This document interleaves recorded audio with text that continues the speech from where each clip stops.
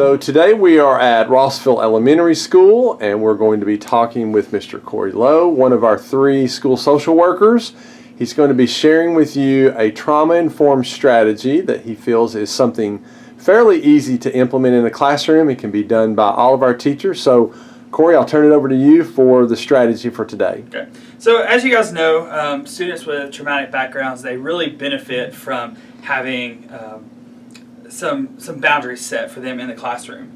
They oftentimes, though, will act out and are facing discipline, and so this approach will help you to take a restorative approach to discipline instead of that punitive or authoritarian approach. So today we're going to talk about community circles, and there are 3 types of community circles that we're going to look at. We've got a check-in circle, a peacemaking circle, and an academic circle.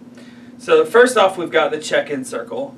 I recommend doing these at the start of the day. You have your kids get in a group, and it is important for you as the educator to be a part of the circle, not standing outside the circle and looking like the authority figure. We want you to get on the kids' level and meet with them in the circle.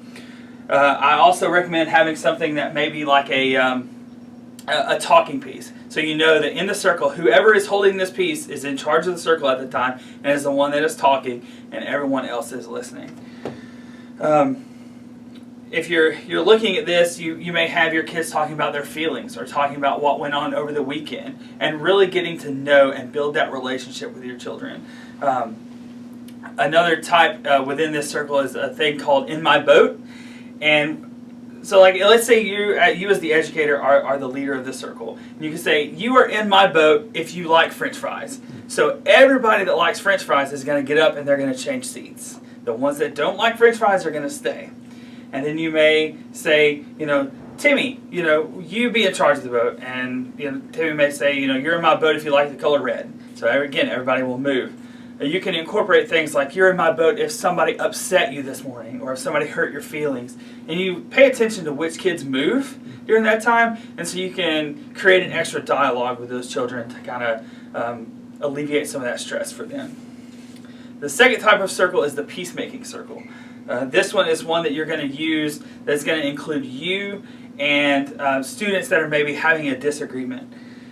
It's used to resolve a conflict, and it always starts with the student who wants the circle initiated. So the one that maybe is feeling depressed or feeling bullied by other students. So you're gonna get this group together and using it to resolve the conflict, and you're encouraging the students to talk about their problems and not become angry with one another. And the student who that starts the circle will be the one that defines the issue. So they will say, we're here today because I feel that you're picking on me because you're always making fun of my glasses. And you're wanting all the students to understand and raise awareness for others' feelings and see that something you say may cause concern for another student. And you always end it by having each student share a positive thing about the other students in the circle. And then finally, you've got the academic circle. This is going to include family, teachers, admins, and you're looking at what academic and emotional needs the kids have within the school system, and how you as a community can build that.